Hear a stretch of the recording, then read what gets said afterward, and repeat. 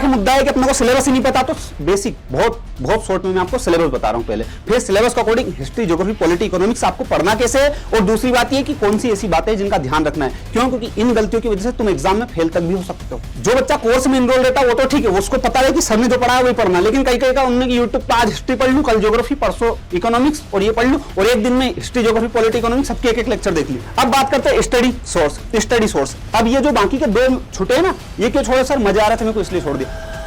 हाँ तो प्यारे कप्तानों, आज के इस वीडियो में आप सभी का स्वागत है। और आज के इस वीडियो का मेन मुद्दा क्या भैया? एसएसटी। जी हाँ बिल्कुल, आप 9th क्लास में आ चुके हो और अपने को समझ में नहीं आ रहा कि भैया एसएसटी एक्चुअली में पढ़े कैसे हम, मतलब हिस्ट्री अपने को समझ में नहीं आता, हिस्ट्री पढ़ने का तरीका नहीं पता। और दूसरी बात यह कि हम पढ़ना स्टार्ट करें लेकिन गलती बहुत सारी हो रही है, सूझ नहीं पड़ रही, पल्ले नहीं पड़ रही, करे तो करे क्या? तो उस चीज का सोल्यूशन अपने पास में है। तो भैया मैं कौन हूं? मैं हूं सीनू सिंह, आपका प्यारा भैया, एसएसटी आपको पढ़ाता हूं। तो पहली बात मेरी इधर सुन लो, कुल मिला के मुद्दा है कि अपने को सिलेबस ही नहीं पता, तो बेसिक बहुत शॉर्ट में मैं आपको सिलेबस बता रहा हूं पहले, फिर सिलेबस के according history, geography, polity, economics आपको पढ़ना कैसे है, और दूसरी बात ये कि कौन सी ऐसी बातें जिनका ध्यान रखना है। क्यों? क्योंकि इन गलतियों की वजह से तुम एग्जाम में फेल तक भी हो सकते हो। छोटी मोटी बात नहीं बोलो, डरा धमका नहीं रहा हूं, पर सही में बेटा हो सकते हो। तो ध्यान यहां पे केंद्रित करें। पहली बात सबको पता होगा भैया, सिलेबस जिसको नहीं पता वो अभी नींद में से जागो और जाग के फिर क्या करो, सिलेबस देखो। तो हिस्ट्री है, हाँ सर है, ज्योग्राफी है, हाँ है, पॉलिटी है, ठीक है, सिविक्स, इकोनॉमिक्स ये है। ये क्या है? मैप वर्क जो आता है आपका हिस्ट्री और ज्योग्राफी दोनों का इंक्लूड होकर आता 5 मार्क्स का, ये सबको पता होगा। ठीक है, नहीं पता तो मैंने बता दिया, ये भी सुन लिया ना, बस बहुत है। ठीक है, तो अब कुल मिला के भैया हमारा जो एग्जाम होगा वो कितने नंबर का होगा प्यारे बच्चों? तो 80 नंबर का। कायदे से लिख दो जरा, नहीं तो तुम कहोगे सर अलसा नहीं रहा बेटा, 80 नंबर का होगा एग्जाम।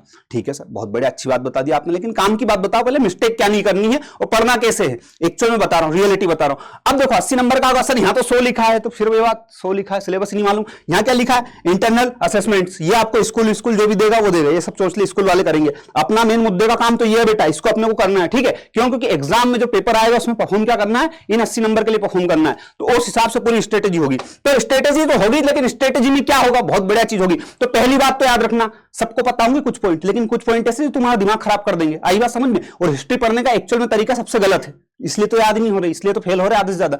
तो देखो पहली बात ये, पहला पॉइंट क्या है? Study only one subject at one time. मतलब यहां पे सब्जेक्ट की वजह में बोल रहा हूं, स्टडी वन टॉपिक। मतलब जैसे कि अपन बात करते हैं, बहुत सारे बच्चे क्या करते हैं, जो बच्चा कोर्स में इनरोल रहता है वो तो ठीक है, उसको पता है कि सर ने जो पढ़ाया वही पढ़ना, लेकिन कई का उन्होंने यूट्यूब पर आज हिस्ट्री पढ़ लूं, कल ज्योग्राफी, परसों इकोनॉमिक्स और ये पढ़ लूं, और एक दिन में हिस्ट्री, ज्योग्राफी, पॉलिटी, इकोनॉमिक्स सबके एक लेक्चर देख लिया।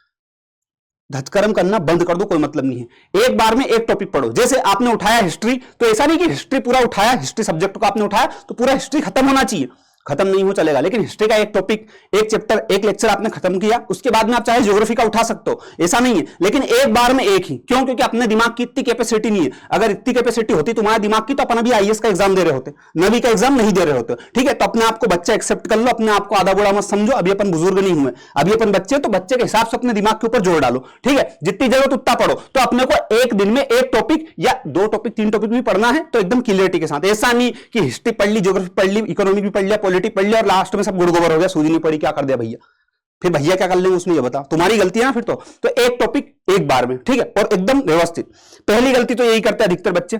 ठीक है, और सबसे बड़ी बात, सर स्टार्ट कहां से करें, हिस्ट्री से करें कि ज्योग्राफी से करें कि पॉलिटी से करें कि इकोनॉमिक्स से करें? ये समस्या बेटा। तो मैं बताऊं एक बात, जो तुम्हारा टीचर पढ़ा रहा है, आप तुम भले मुझसे पढ़ रहे हो, दुनिया में कैसे ही पढ़ रहे हो, कैसे तो पढ़ ही रहे होंगे ना, इतने विद्वान तो है नहीं कि नहीं सर हम तो घर ही सेल्फ स्टडी कर लेंगे।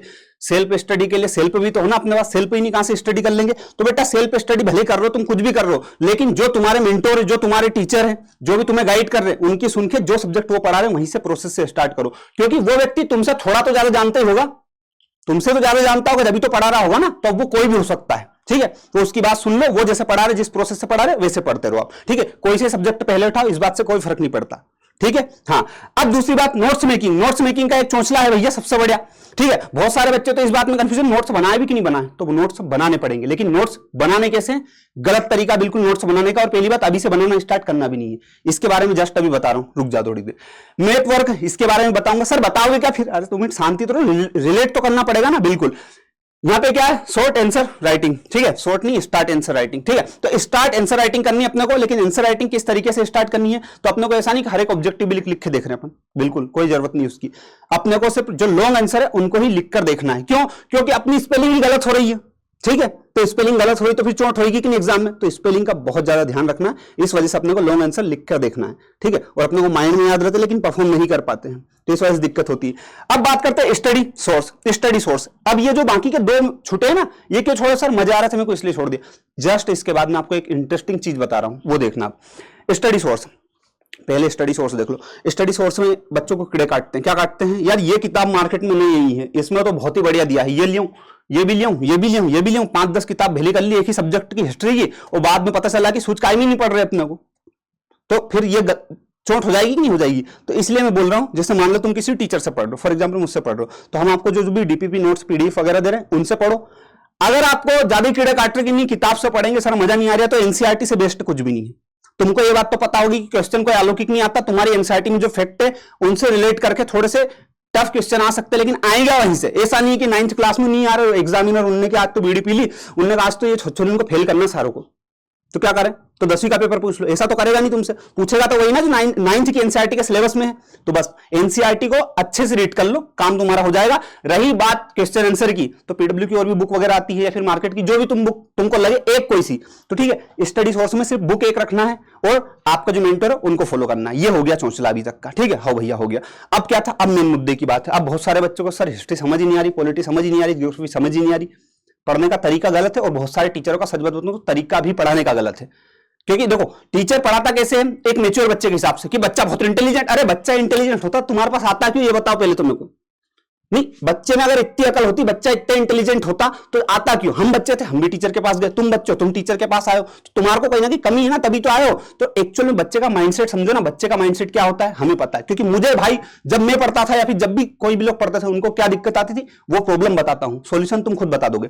जैसे हिस्ट्री पढ़ रहे हैं, अब हिस्ट्री में तुम्हारे को एक दिन ही में शुरू दिन हूं, एक था राजा एक थी रानी, इस सन में इनका शादी हो गई, ब्याह हो गया, और फलाना हो गया, ढिमकाना हो गया, 10 तरह के डेट बता दी मैंने, ईयर बता दी कि ये 10 डेट याद कर लो। अब तुमको यार इससे अच्छा तो भैंस ही खरीद लूं, फिर नहीं याद होंगे ना भाई। अब तुम बच्चा तो बच्चा है ना यार, तुम लोग तो बच्चे हो ना, छोटे छोटे से बिस्कुट पढ़ लो, खजूंगा नहीं कई के दिन, ठीक है। तो अब तुमको हिस्ट्री याद नहीं हो रही, तो हिस्ट्री का एक प्रोसेस होता है, प्रोसेस मतलब हर सब्जेक्ट का एक प्रोसेस होता है, उसको पढ़ने का एक प्रोसेस है। जैसे फॉर एग्जांपल आपने फ्रेंच रेवोल्यूशन पढ़ा, तो उसको पढ़ो, तो सबसे पहले सिर्फ उसकी स्टोरी समझ लो। स्टोरी मतलब एक था राजा किंग, एक थी रानी, शादी हुई, शादी होने के बाद में क्या हुआ भैया, तो शादी होने के बाद में राजा जो गद्दी पे बैठा था 20 साल की उम्र में, किंग लुइस, ठीक है, तो लुइस 16 जो बैठे थे, उसके बाद में उनको जो अपना राजकोष था वो खाली मिला पूरा, हाँ भैया खाली मिला। तो फिर क्या, अब जैसे मैं स्टोरी बताई, ये स्टोरी आपको जो बताई, इसी तरीके से स्टोरी पूरी याद कर ली अपन ने। स्टोरी में एक भी फैक्ट याद मत करो, एक भी नाम याद मत करो, नेम किसी का याद नहीं करना, फैक्ट याद नहीं करना, मतलब किस डेट में उनकी मैरिज हुई थी,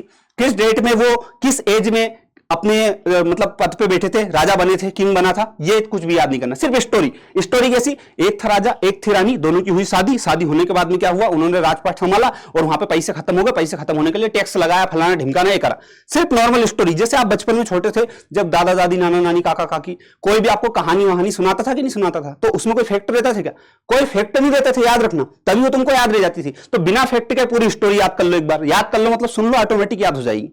हो गया, अब क्या करें, अब नाम, अब तुमको स्टोरी याद है, अब मैंने बोला था एक था राजा एक थी रानी, अब स्टोरी याद हो गई। अब सेकंड टाइम उसको जब पढ़ो ना, तब राजा का नाम याद करो कि राजा कौन था, लुइस 16, रानी कौन थी, मेरी एंटोनी, हाँ अब याद हुआ।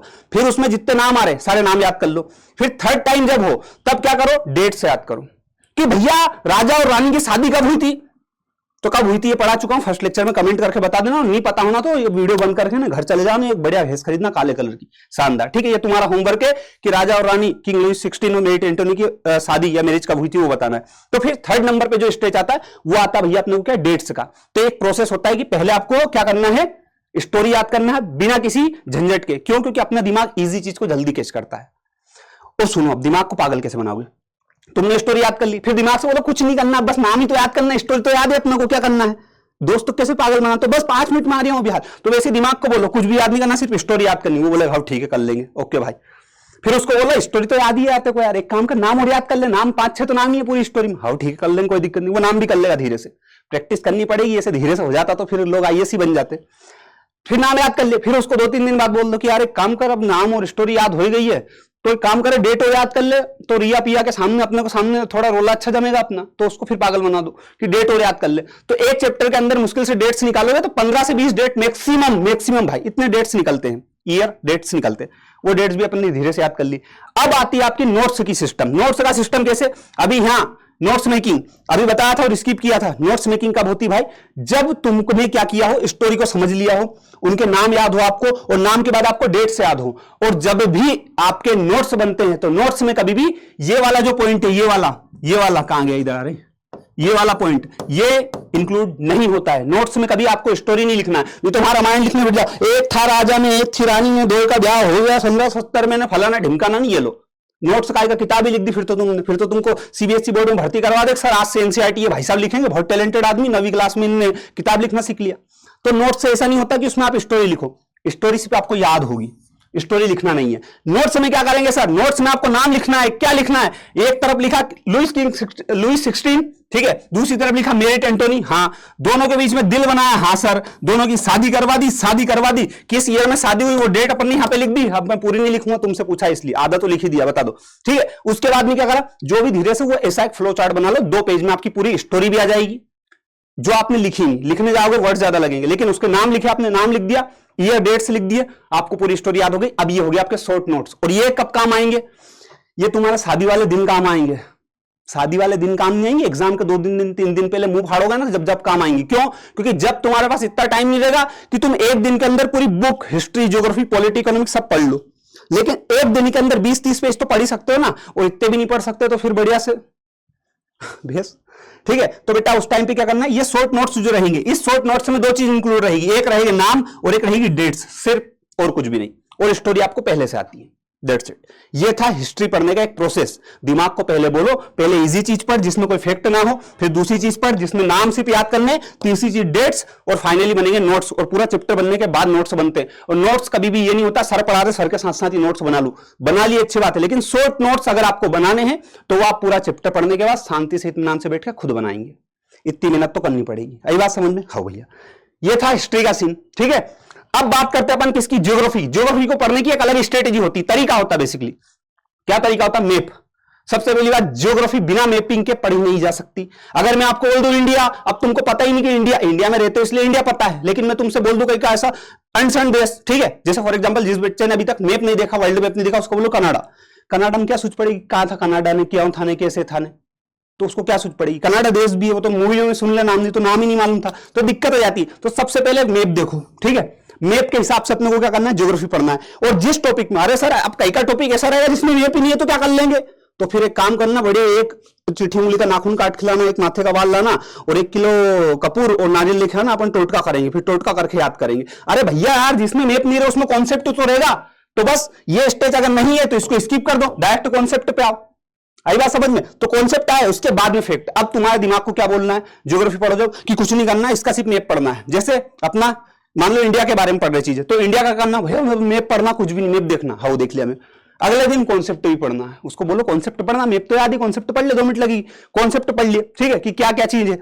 अब बात करते हैं फैक्ट की, तो उससे बोलो कि तेरे को मैप तो याद ही है, तूने कॉन्सेप्ट पढ़ लिए हैं, तो इतनी सी चीजों के छोड़े, इसके चक्कर में फेल होगा, उससे अच्छा फैक्ट भी याद कर ले। वो तुमको कह देगा हाँ भैया ठीक है कर लेंगे, तो फैक्ट याद कर लिए। अब फैक्ट याद कर लिए, फिर नोट्स बनाओ, और फिर नोट्स किस चीज के बनेंगे पता है, फिर मैप का कोई नोट्स नहीं बनेगा, मैप की सिर्फ प्रैक्टिस कर सकते हो आप। नोट्स बना के मैप में नोट्स बनाओगे क्या, चोचला नहीं। मैप को ज्यादा से ज्यादा दीवार पे लगा लो, या फिर नॉर्मली देख भी लोगे तो वो भी काम हो जाएगा। फिर जो तुम्हारे नोट्स बनते हैं उसमें सिर्फ और सिर्फ फैक्ट आएंगे, और फैक्ट के साथ साथ अगर कोई ऐसा कॉन्सेप्ट है जो आप शॉर्ट में लिख सकते हो, कॉन्सेप्ट लिख सकते हो, कोई दिक्कत नहीं है, तो आप कॉन्सेप्ट ऐड करो, बस कुछ भी नहीं। इसके अलावा फालतू के चोचले कुछ भी, उसमें स्टोरी कुछ नहीं लिखना है। और ज्योग्राफी के अंदर स्टोरी टाइप की कोई चीज नहीं होती, कॉन्सेप्ट होते हैं बेसिकली, मैं आपको बता दूं तो, ठीक है। स्टोरी जो होती है हिस्ट्री में होती है, ठीक है भैया। अब कई के टॉपिक में रहती हो स्टोरी, तो ऐसा नहीं है आज तुमने की थी तो गला घोट दो, मार डालो, मेरे को एक काम करो, थोड़ा बहुत तो ऊपर नीचे होगा ना कहीं ना कहीं, पढ़ा तो रहा हूं, उसमें पढ़ा दूंगा। पॉलिटिकल साइंस और इकोनॉमिक्स, ये दो क्या है, दोनों मिक्स है। अब देखो होता क्या, तुम अरे सर तुम के तो इतने आसानी से हो, तुम कैसे पढ़ाओगे, मैं बता दूंगा तुमको, रुक जाओ जरा। जैसे इसके अंदर पहला प्रोसेस क्या है, connect a concept to our life, मतलब किसी भी कॉन्सेप्ट को अपनी लाइफ से कनेक्ट करना है। कैसे करना है सर, जैसे मैं कैसे करवाऊंगा, मैं सारे सब्जेक्ट में करवाता हूं भाई। क्यों, क्योंकि मुझे पता है एक्चुअली दिमाग बच्चे का कैसा है। बच्चा तो बच्चा है, बच्चा बड़ा होता तो कलेक्टर ही बन जाता, अब तक अपने पास क्यों आता, लेकिन बच्चे को समझ में नहीं आ रहा है तभी तो उसको समझाना कैसे। फॉर एग्जाम्पल डेमोक्रेसी नहीं आ रहा समझ में, तो उसको सीधा बोलो, रियल लाइफ से कनेक्ट कर दो ना, कैसे? मैं जैसे डेमोक्रेसी, तुमको एक छोटा सा टॉपिक समझा कर बताता हूं। जैसे डेमोक्रेसी है, अब तुम्हारी क्लास में क्लास मॉनिटर देखा कभी तुमने? क्लास मॉनिटर कैसे बनता है? आजकल तो सर हम बना देते हैं कि बेटा तुम क्या करो, तुम क्लास मॉनिटर हो, ऐसा कर देते। लेकिन पहले के जमाने में, हमारे जमाने में ऐसा नहीं हुआ करता था। कौन करता है ऐसा? भीड़े। ठीक है, तो पहले के जमाने में ऐसा नहीं हुआ करता था। जब हम पढ़ते थे, जब मॉनिटर कैसे बनता था, पूरी क्लास बैठी है, टीचर आते थे कि एक काम करो, कौन कौन मॉनिटर बनना चाहता है? अब हर किसी को कीड़े भी नहीं काटते, उसमें से पढ़ने वाला 2-3 हाथ खड़े करता, सर मेरे को बना दो मॉनिटर, क्योंकि उसमें चापलूसी करनी पड़ती। अब 3 लोग खड़े हो गए कि सर मेरे को बना दो। अब तीनों को तो बनाने से रहे, तो टीचर कहता है एक काम करो, चलो ठीक है, ये रमेश है, रमेश को कितने लोग चाहते हैं कि मॉनिटर बने? 10 लोग ने हाथ उठाया। सुरेश को कितने लोग चाहते हैं? उनने भैया 5 लोग ने हाथ उठाया। और इधर जो कल्लू कालिया भाई साहब थे, उनके लिए 50 लोग ने हाथ उठाया। उनमें सर ये बनेगा मॉनिटर, तो बस विजय भाव तिलक लगा, उन्होंने कहा से तुम मॉनिटर, बात खत्म। तो ये क्या था? किसने सिलेक्ट किया मॉनिटर को? जनता ने। जनता मतलब कौन? लोगों ने क्या किया? मॉनिटर को सिलेक्ट किया। और यही मॉनिटर क्या करेगा? इनकी कंप्लेन करेगा, इनको सुतवाएगा। तो अपन भी तो यही करते हैं डेमोक्रेसी में। आई बात समझे? नेता को क्या करते हैं? अपन ही वोट करते हैं, वो आता है अपने ऊपर ही रूल कर लेता है, एक तरीके से देखा जाए तो सेम टू सेम प्रोसेस होता है। इस तरीके से सारे कॉन्सेप्ट कनेक्ट करेंगे। मैंने एक छोटा सा एग्जांपल दिया आपको, ठीक है। इसी तरीके से एक और कॉन्सेप्ट बताता हूं। जैसे अपने प्रेसिडेंट है, अपने यहाँ पे पीएम है, ठीक है, तो इसको अपनी रियल लाइफ से कैसे कनेक्ट करते हैं? मम्मी और पापा से। मम्मी और पापा से कनेक्ट करते हैं। घर में ज्यादा पावरफुल कौन है? एक चल में देखा जाए तो, बाहर देखा जाए तो बाहर लोगों की नजर में ज्यादा पावरफुल कौन है? पापा कौन है? पीएम है। पीएम के पास ज्यादा पावर रहती है। लेकिन मम्मी की बात करें तो मम्मी क्या है? मम्मी एक तरीके से राष्ट्रपति भाई साहब, ठीक है। उनको देखने में, अपनी फर्स्ट टाइम देखते तो ऐसा लगता है इनके पास कोई पावर नहीं है, ठीक है। भारत में ऐसे बहुत सारे लोग जिनको राष्ट्रपति का नाम भी नहीं पता होगा, लेकिन मोदी जी को सब जानते क्योंकि पीएम है भाई सब। तो पापा को मोहल्ले के सब लोग जानते हैं, दूर दूर तक जानते हैं। मम्मी को बहुत देर के सब लोग जानते होंगे, ठीक है। लेकिन घर में अगर कोई चीज करनी है तो बिना मम्मी की परमिशन के, तुम्हारी मजाल है तुम करके बता दो, नहीं कर सकते। तो बिना प्रेसिडेंट के साइन के तुम कोई कानून बना सकते हो? नहीं बना सकते। तो बस मम्मी एक तरीके प्रेसिडेंट होती है, उनकी साइन के बगैर तुम घर में कुछ पत्ता भी नहीं हिला सकते। आई बात समझे? तो इस तरीके के कॉन्सेप्ट जो आगे कनेक्ट करेंगे क्लास में, वो बाकी पढ़े हैं उनको पता है। तो पहला ये कि कनेक्ट करना हर कॉन्सेप्ट को, हर लाइफ के हर कॉन्सेप्ट को। जैसे तुमको मैंने बताया था एक ट्रॉपिक ऑफ कैंसर का डेमो लेक्चर में भी दिखाया था कि भैया ये क्या है? ये पृथ्वी नहीं है, एक्चुअल में अर्थ होता है। अर्थ गोल, अर्थ नहीं है, इसको तरबूज मानो। तरबूज को खाओगे तो कैसे पूरा खा जाओगे क्या? नहीं सर, तो काट देंगे, तो ये काट दो, ये काट दिया तो ये काट दिया, तो ये वाली जो लाइन है ट्रॉपिक ऑफ कैंसर ही तो है, ये इक्वेटर आ गया। तो बस ऐसे कनेक्ट करके पढ़ना, सब पढ़ा जाएगा, ज्यादा अंगार मत खा दूं, ठीक है। आ जाओ, सब पढ़ा दूंगा, नहीं सूझ पड़ रही तो। दूसरी बात भैया क्या है? दूसरी बात है एग्जाम्पल और स्टोरी। अब ये क्या बोला सर? पॉलिटिकल साइंस और इकोनॉमिक्स में क्या सिस्टम है? तो पहले तो कोई भी कॉन्सेप्ट है, जैसे डेमोक्रेसी है, कनेक्ट किया अपनी पर्सनल लाइफ से, हाउसर कर लिया। फिर क्या करेंगे? फिर एग्जाम्पल और स्टोरी। एग्जाम्पल क्या होगा? एग्जाम्पल जैसे इंडिया के अंदर के कोई एग्जाम्पल उठाओगे, ठीक है, अपन ने पर्सनल लाइफ से कनेक्ट कर लिया, कॉन्सेप्ट समझ में आ गया, ठीक है सर। अब क्या करना है? उसके एग्जाम्पल देखना है, एग्जाम्पल के साथ स्टोरी, जो कि आप आराम से समझ जाओगे क्योंकि आपने कनेक्ट कर लिया पर्सनल लाइफ से, ठीक है। फिर आते हैं फैक्ट। फैक्ट में कैसे कि कौन कब बना था प्रेसिडेंट, ये टाइप के जो भी फैक्ट रहेंगे क्लास में बता दूंगा, यही बता दूं सब, तो फिर क्लास में क्या करेंगे? तो ये फैक्ट रहेंगे। अब फैक्ट पढ़ने के बाद आपके बनते हैं नोट्स। ये होता है एक्चुअल में हायरार्की, ये होता है एक सर्कल जिसके हिसाब से आपको चलना है कि ऊपर से नीचे आना, ऐसा नहीं कि हर कहीं घुस गए, ठीक है। तो नोट्स बनेंगे। नोट्स में क्या करोगे? अब नोट्स में आप ये नहीं लिखोगे, ये वाली चीजें लिखोगे नहीं कि पापा तो प्रधानमंत्री है, मम्मी राष्ट्रपति, ये चीज वहां लिखना नहीं। वो नोट्स में लिखोगे तो बस एग्जाम में होगा, फिर तो पास। ये सिर्फ अपने को याद रखना, मम्मी पापा को नहीं बताना। मम्मी को मालूम पड़ेगा मेरे को राष्ट्रपति बना, इतने चप्पल मारेगी। तो बस नोट्स में क्या करेंगे? नोट्स अपन लिखेंगे फैक्ट, और फैक्ट के साथ स्टोरी अपने को नहीं लिखनी है, अपने को लिखना कुछ एग्जाम्पल्स, और स्टोरी यदि लिखने लायक हो तो लिखना है, नहीं तो नोट्स में सिर्फ और सिर्फ फैक्ट आते हैं। और फैक्ट में सिर्फ ईयर्स नहीं आते, ईयर डेट नहीं आते हैं। फैक्ट में कौन पहले बना, कौन बाद में बना, किस तरीके के चेंजेस हुए, ये सारे फैक्ट आते हैं, ठीक है। तो नोट्स में सिर्फ फैक्ट आएंगे, इस बात को ध्यान रखना। अब मान लो भैया थोड़ी देर के लिए क्या हो गया? अब तुम्हारे साथ हो गई चोट। अब चोट हो गई कैसे? कि तुमने सब पढ़ लिया, लेकिन अब एग्जाम आ गए, 5 दिन बाद ही एग्जाम। अब क्या करें सर? अब बताओ। अब कुछ मत करो, सारी चीज एक तरफ रखो, ठीक है। एग्जाम के कुछ टाइम पहले हर टीचर लेके आता है आपके लिए कुछ ना कुछ अच्छी क्लासेस, जैसे हम एग्जाम के पहले लेके आते हैं वैसे लेके आएंगे। उसके अलावा आप निकाल लो अपने शॉर्ट नोट्स। अब तुमको स्टोरी याद है, कॉन्सेप्ट याद है, एग्जाम्पल से याद है, सिर्फ तुम्हारे सामने एक चीज मिसिंग होगी और वो होगी फैक्ट। पहला आदमी कौन था यार? राजा कौन था? लुईस 16 था कि कौन था? बस ये तो वहां लिखा अपन ने नोट्स में, तो ये सारे नोट्स में पढ़ लिए अपन ने, फैक्ट सारे कंप्लीट। अब तुम्हारे सामने एग्जाम में कोई भी आ जाए तुम फोड़ खा जाओगे। ये था एकदम बेस्ट तरीका जिससे आप अपने एग्जाम में अच्छे से परफॉर्म कर सकते हो। अंगारे बिल्कुल खाने की आवश्यकता नहीं है, इन बातों का ध्यान रखना है, ठीक है। और सबसे बड़ी बात, एक बात जिसका ध्यान रखना बेटा, कि आपको स्टडी सोर्स एक रखना है, और एक और चीज जो इसमें मेंशन नहीं की है, ठीक है, आप किसी भी टीचर से पढ़ो, आपके टीचर के साथ आपकी वाइब मैच कर लो, ठीक है। अब वाइब मैच कर लो किसी टीचर का अंदाज, जैसे मैं भैया कॉमेडी के साथ पढ़ाता हूं तो मेरे साथ थोड़ा सा वैसा होता है, ऐसा नहीं कि मैं नहीं हंसूंगा, भले कहीं भी मैं फिर नहीं हंसूंगा। पढ़ना है कि नहीं पढ़ना, पढ़ना है ना तो हंसते हंसते पढ़ो ना, क्या दिक्कत है, ठीक है। तो वैसा टीचर के साथ, जैसा टीचर है वैसा थोड़ा ढल जाओ, क्योंकि गरज अपने को पढ़ना बेटा, अपने को एक्चुअल में, ठीक है। अब मैं जैसे मान लो मैं चेंज करूं अपने आप में, तो लाखों बच्चे भाई बैच के अंदर, हर बच्चे के हिसाब से मैं चेंज नहीं हो सकता, लेकिन हर बच्चा मेरे अकॉर्डिंग तो हो सकता है ना। तो मैं ये नहीं कह रहा मेरे अकॉर्डिंग हो, लेकिन थोड़ा सा एडजस्ट कर लो, क्योंकि भविष्य तुम्हारा है, ठीक है। हम तुम्हारे लिए बहुत चेंजेस कर रहे हैं, मेहनत कर रहे हैं, तुम भी कर लो, ठीक है। बाकी इसके अलावा कोई ऐसा बच्चा जिसको लगता है कि यार सर ये एक प्रॉब्लम है जिसका भी सॉल्यूशन आप दे सकते हो क्या, तो कमेंट करके बता देना, ठीक है। आई बात समझ में? बाकी मिलते हैं लेक्चर में। ओके, धन्यवाद, जय हिंद, जय Bharat, thank you so much. अगली बार मिलते हैं कहां? अपन क्लास में। चलो तब तक के लिए bye bye, thank you so much.